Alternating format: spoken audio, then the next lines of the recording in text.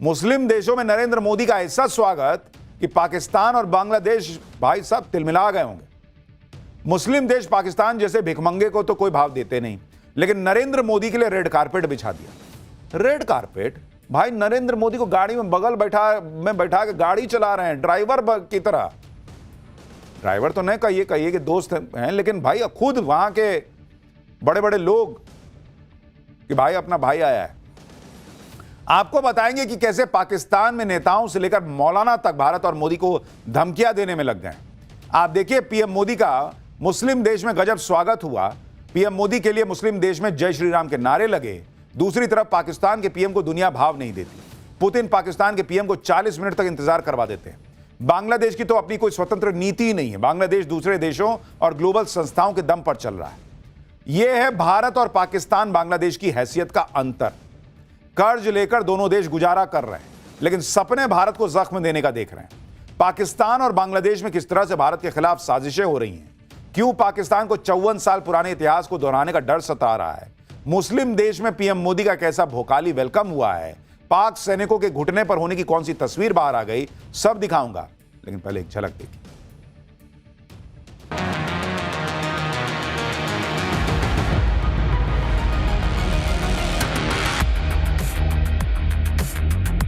आतंकवाद के विरुद्ध हमारा साझा और स्पष्ट रुख है।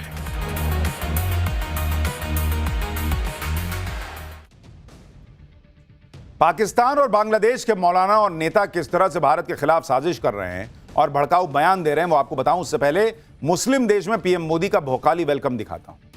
पीएम मोदी 3 मुस्लिम देशों के दौरे पर हैं, जिसमें आज जॉर्डन का दौरा पूरा हो गया। मुस्लिम देश जॉर्डन में पीएम मोदी का स्वागत से लेकर विदाई तक गजब अंदाज में हुआ। आज पीएम मोदी जॉर्डन म्यूजियम देखने गए थे। खास बात यह थी कि पीएम मोदी जिस कार में थे उसे जॉर्डन के क्राउन प्रिंस अल हुसैन बिन अब्दुल्ला II खुद कार चलाकर ले गए उनको।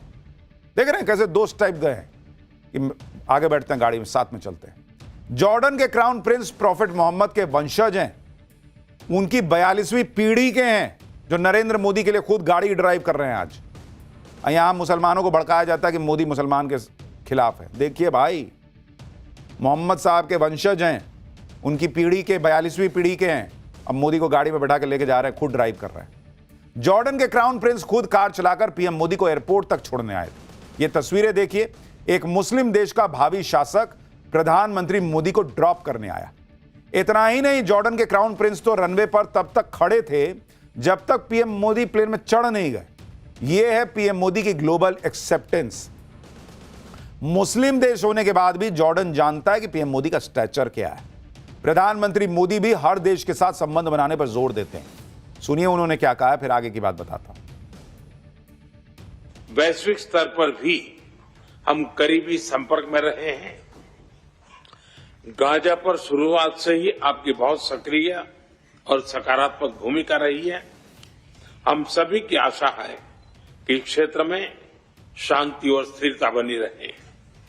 आतंकवाद के विरुद्ध हमारा साझा और स्पष्ट रुख है। आपके नेतृत्व में जॉर्डन ने आतंकवाद, उग्रवाद और रेडिकलाइजेशन के खिलाफ पूरी मानवता को एक सशक्त और रणनीतिक संदेश दिए हैं। जॉर्डन के बाद पीएम मोदी इथियोपिया के दौरे पर पहुंचे। इथियोपिया में भी पीएम मोदी का शानदार स्वागत हुआ। इथियोपिया के प्रधानमंत्री अबी अहमद अली ने गले लगाकर पीएम मोदी का स्वागत किया। पीएम मोदी ने इथियोपिया के प्रधानमंत्री के साथ एयरपोर्ट पर ही अनौपचारिक बातचीत भी की। इस दौरान पीएम अहमद अली ने मोदी को पारंपरिक कॉफी भी पिलाई। अहमद अली खुद कार चलाकर मोदी को होटल ले गए। ये देखिए, वहां क्राउन प्रिंस कार चला रहे हैं नरेंद्र मोदी के लिए। यहां प्रधानमंत्री जो हैं वो खुद कार चला रहे हैं अहमद अली पीएम मोदी के लिए। अभी तक तो बड़े बड़े राष्ट्रीय अध्यक्षों के साथ कार वाली सेल्फी से पाकिस्तान जो है जला भुना बैठा था। यहां तो लोग भाई लेके चले गए साथ में कि मैं ड्राइव करूंगा, बैठो भाई। उन्होंने रास्ते में मोदी को साइंस म्यूजियम और मैत्री पार्क भी दिखाया। पीएम मोदी के वेलकम में इथियोपिया में हिंदी गाना गाया गया। पीएम मोदी और इथियोपियन पीएम दोनों ने खड़े होकर यह गाना सुना भी। इधर मुस्लिम देशों में नरेंद्र मोदी का गजब जलवा दिख रहा है। उधर घुटने पर आए पाकिस्तानी सैनिकों की तस्वीर आज फिर बाहर आई। पाकिस्तान ने जितनी बार भी भारत से जंग लड़ी है, हर बार तो हारा ही है। और आज तो 16 दिसंबर है, यानी आज से 54 साल पहले 1971 में भारत ने पाकिस्तान को बुरी तरह से हराया था। पूर्वी बांग्लादेश में पाकिस्तान के 93,000 सैनिकों को सरेंडर करना पड़ा था। 1971 के युद्ध में पाकिस्तान के सैनिकों का सरेंडर इतिहास का सबसे बड़ा सरेंडर माना जाता है। पाकिस्तान के सैनिकों ने भारत के सामने अपने हथियार डाल दिए थे। पाकिस्तान ने सिर्फ 13 दिनों के अंदर हार मान ली थी। पाकिस्तान के जनरल नियाजी ने भारत के जनरल जगजीत सिंह अरोड़ा के सामने सरेंडर के पेपर पर साइन किया था। ये तस्वीरें देखिए, पाकिस्तान की सबसे बड़ी और घनघोर बेइज्जती की एक और मिसाल है, जब हथियार रखे हुए थे और पाकिस्तानी सैनिकों की पतलूनें उतरवा दी गई। सरेंडर के बाद पाकिस्तान के 2 टुकड़े हो गए थे और बांग्लादेश का जन्म हुआ था।